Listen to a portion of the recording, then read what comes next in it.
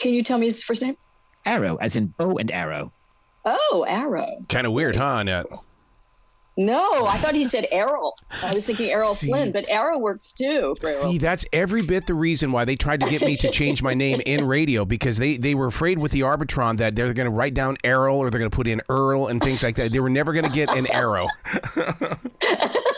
Well, I love it. I think it's a great name. It's been fun to carry it along with me, and the only reason why radio let me keep it was because here in Charlotte there are so many roads around here, like Carowinds, there's Arrowwood Road, and there's so many different roads. So they said, okay, you can keep it because of these roads. I see. Well, lucky you. It's fantastic. Speaking of roads, where you are right now with this movie, We Go On, this movie is still with me because I think it deals with the everyday world and the fears of dying. And you guys take on this subject. Mm-hmm. Yeah, big time. And we answer it. The writers give you an answer, whether you buy it or not, it's up to you. But I love that they do that. They don't just leave you, leave it up to the audience to decide. No, with a question mark at the end. No, they really answer it. So I'm very proud of them. You dive right into it when it comes to what if. And that all the way through this movie, it's like, what if? Yeah. Yes.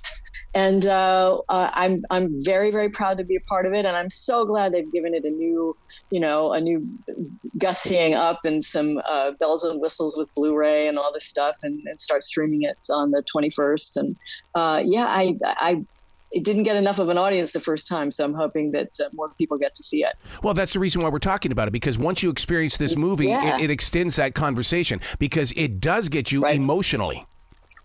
Yeah.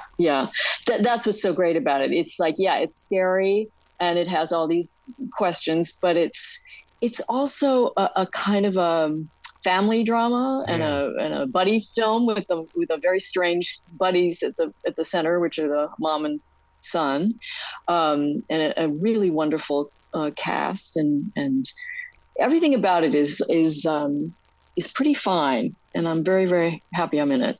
Yeah, Miles it's almost, he's paralyzed with this fear of dying, but to me, he's the actual image of who we are in this moment. I mean, they make him seem, he doesn't overdress, he doesn't overspeak, he's really just locked in on his thoughts. Yeah, he is paralyzed is a really good word, and it comes from something that we find out about in the movie. It's not like, he's just this guy and we never know why. There's a very specific reason with a trauma that happened in his early life. And that's why he is the way he is. And that's why his mother is compelled to come there to be with him and help him deal with this thing. What happens is in the story, he has some money. He has $30,000 and he wants to put it out there as a prize money for anybody who can give him proof that there is life after death. So that's the main premise of the film. And then, of course, he has to deal with charlatans and all these people and go through all these people who are sending him requests for interviews. So his mother comes from another town where she lives and says, "You're out of your mind. You're wasting your money. Nobody's going to, all these people are fakes. Nobody can tell you." And she's a very pessimistic person about the afterlife. She says, there is no afterlife. You die, and that's it. It's black. So she changes as she goes along through this experience with him because something very traumatic, again, happens to him, but it propels him into this the second part of the film, which is all about him dealing with something that happens. Gosh, it's so hard to talk about this movie without giving it away. Well, anyway, see the movie. You'll decide for yourself. You don't need me to tell you. Yeah, it was just really fun to do it. That's what's so tough about this movie, because there's so many different scenes. Like, I'm just going to say the locker and the scene after. To me, that's all I can say about that. But what happens in that moment? I mean, that's why I love it. This movie is done in stages, and you're able to digest every stage that is offered. Yes, there's nothing that's confusing. It's very, very clear, and it takes you places you don't expect. Yeah. So it's like, wow, and they don't scare you so much that you can't recover and get right back into the story. It's not like you need a moment to, go to the restroom. Correct me if I'm wrong. In one of the scenes is Miles, he's sitting in the back seat of the car, and that caught my attention. Yeah. Okay, why is it? Because that really got my attention. Yeah, it's because that's where he always sat as a child. Okay. When his mother and father were driving him and talking either to him over the seat or to each other, and he was listening in. It's just a comfortable place for him, and he's a guy who has to be comfortable. Yeah. You know, he has to be as much as he can be. Oh, well, the opening scene, come on. Him in that car, and the car speeds up. I mean, that in itself, that totally sets up the viewer. Yes, exactly. Yeah. Wow. There's so many moments like that. I mean, it's really an interesting, it's a beautifully written and directed movie, I think. Yeah. Very, very proud of it. Wouldn't you say that one of the things about this movie is the fact that with you being the mother and Miles, it's almost like we want to have those same conversations and journeys with our own parents, but we choose to take on our own demons without our parents. Yeah, that's very astute. Yes, I think so. That and what you said before about it triggering conversations afterwards. It's very rare that a quote horror film will do that for you, but it's like Frankenstein. You know, we keep remaking the Frankenstein movie because it's so fascinating. What happens if? And this is the same thing, because every single person on Earth wonders what really happens when we die. Yeah. You know, and as you get older, it certainly is a bigger question and something that maybe people need to talk about it more. Maybe this will, encourage people to think in that direction, because I think it's very important. It's part of life. Death is part of life, and we need to be prepared, and as much as we can be. Hopefully it makes us better people by thinking about those things. I championed this story from the very beginning only because I really did participate with the Dalai Lama's book, The Art of Dying, where where the Buddhism, and so in watching this movie grow, every character to me was bringing something to it, and I felt like a Perry Mason. I had to investigate them. I had to look into their eyes and see, okay, is this one lying? What's going on in this storyline? Yeah.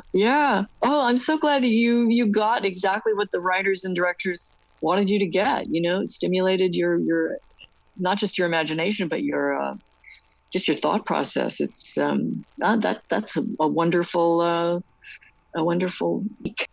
The scene at the funeral, the way that people, just everything about that scene, sitting in the chairs, and then the visitor, and then all of a sudden, oh my God! I'm not going to say how this scene ends, but oh my God, what a moment!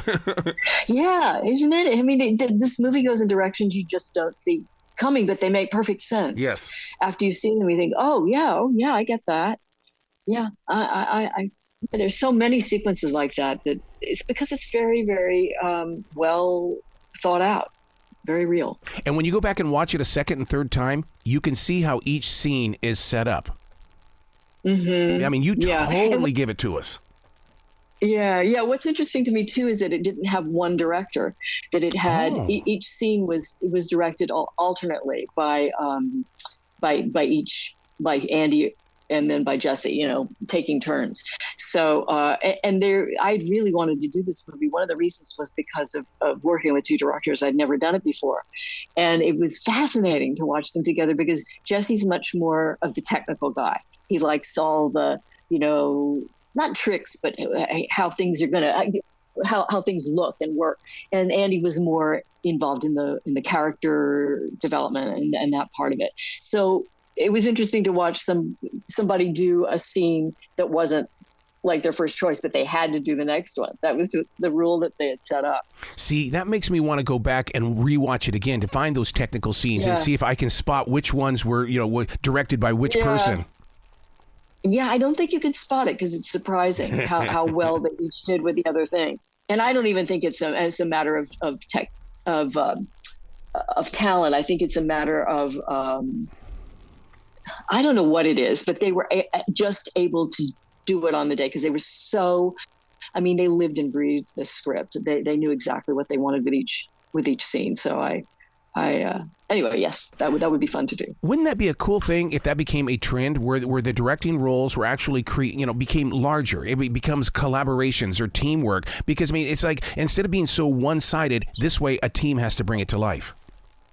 Yeah, we're so used to one person's. I agree. I think that would help a lot of movies that I've seen, where it's just, especially if a person writes and directs the film, you're so close to it. It's your baby, and it's hard to cut things. It's hard to lose a bit of dialogue over here, it just, you feel like, well, that's important. That's telling the story I want to tell. But I think it's important to have another eye. And I think with two directors, you certainly get that. And I've since worked with two other teams of directors, both female teams, and they all have different ways of doing it. But I think it's very, very beneficial to the project. I agree that it would help a lot of projects to open it up to two ideas. One of the scenes that's very effective, and I really bought into it in a weird way, was the airport scene out there by the fence where they wouldn't shake hands, and I bought it. Because I wouldn't shake hands either. He's got a cold, man. We're fresh out of the lockdown. Right. I'm not shaking hands with anybody. Yes, yeah. A lot of this movie, you go back a second time, and it's helpful to have seen it, to know what's going on, so you can go back and see where they plant those things. Yeah. Wow. Yeah. A movie like this that feels so real. What was it like to be on the set? Because in reality, is this your theater life coming to life on that camera? My theater life meaning that a live crowd. So therefore, when you're in front of that camera, it's not all about lights, camera, action. You know that you have got to be present, because those on the other side, they may not be there in person, but we're there. We're there as viewers. Yeah. Yeah. I do think about that. Not primarily because the camera is right there. The camera is the audience, and you get so used to it. It's like when you do a play and there's that fourth wall. You don't break it unless you have monologues out to the audience. So and you do that every once in a while in film. You talk to the camera, but it's very rare. It's just, you have to be completely immersed in who you're playing. I had a wonderful acting teacher named Peggy Fury, and she used to say, "This is back-breaking work." And I think and it's very true at the end of the day, because it's a lot of mental work, and it's certainly physical work depending on what you're doing.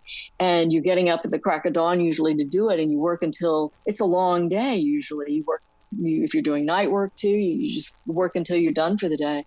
But it's wonderful. At the end of the day, you feel like, gosh, I gave 100%, and I'm exhausted, but it hopefully it's all being seen. Everything that I invested in the scene is being valued and taken in by the audience. And it makes you fall in love with those writers, doesn't it? Because without those writers and without those imaginations, oh my God, where would you be on that? You would be nowhere. You're absolutely right. That's the main thing. If there's no script, if there's nothing there, it's like quicksand. You have nothing to stand on. Yeah. When you play with a movie like this and the things that happen inside this movie, how does it affect you, not just spiritually, but in real life? Because, I always saw like The Exorcist and movies like that where that movie never left the actors. Are you expecting to meet up with a ghost somewhere along the line? Gosh, I hope not.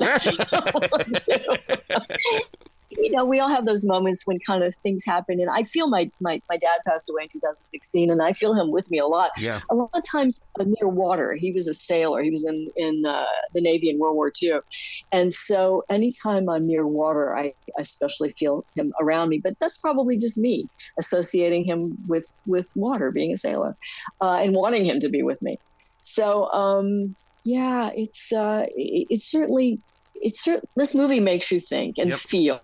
Yeah, that's what's so interesting about it. And coming from this genre, you never expect that in a horror, technically a horror film, to feel that. But I think it's like you talked about I think you spoke about it a little bit and early on, and I think Stephen King's work does that as well. Mm-hmm. That's why he's so beloved. I love reading his books, especially. His movies are great, but the books are so wonderful because you really do. He just throws you into the action immediately, and you feel like you know these people and what they're about. And I feel similarly about this movie, that it does that as well. Oh my God, it was Stephen King's Christine, one about the car that got me. Mm-hmm. Oh my God! All of a sudden, cars to me had a life.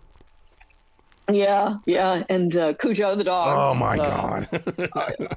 Pennywise the clown, all sorts of things. Yes.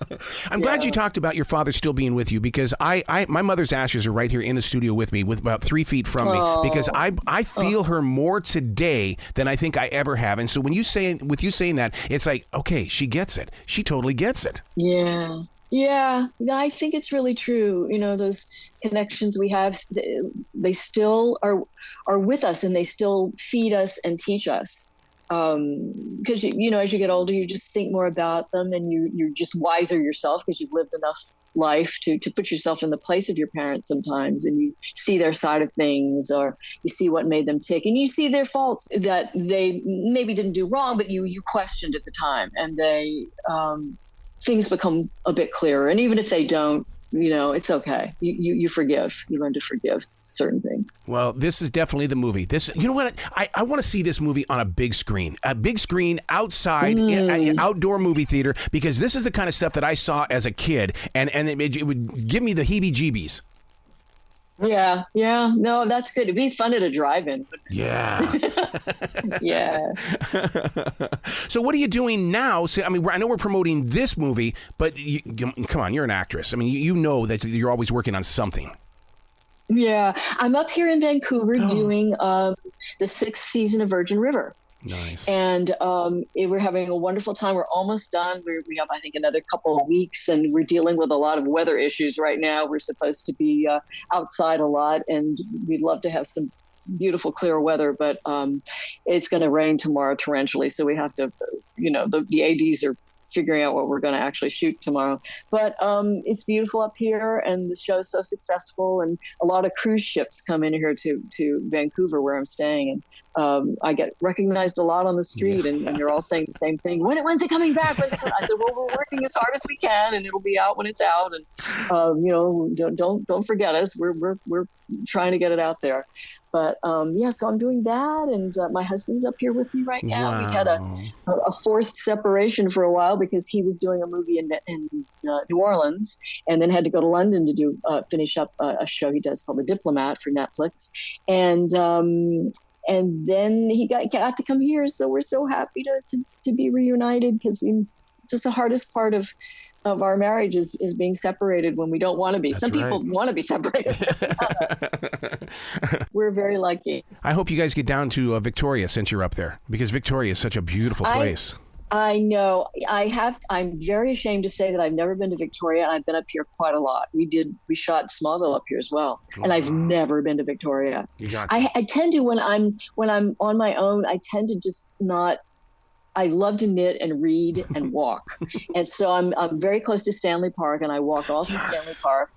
So if you want to see me, that's where I'll be. But Michael has been to Victoria and of course loved it. But I don't know, there's something about getting on a boat and going anywhere. Mm-hmm. I get terribly motion sick, so it's not a good thing for me. But yeah, you're right. I should take advantage of this beautiful place. But we go to a lot of gorgeous locations. We go to Squamish a lot on the show, and all over. Now we're out in Abbotsford and doing stuff. So we get out. I see enough of the gorgeousness of Vancouver. Wow. Please come back to this show anytime in the future, Annette. The door is always going to be open for you. Thank you, Arrow. That's so sweet of you. I enjoyed talking to you so much, and I'm so happy you liked the movie as much as I did. So thanks so much for that. Bet. You be brilliant today, okay? I'll try. You too. Okay. Bye.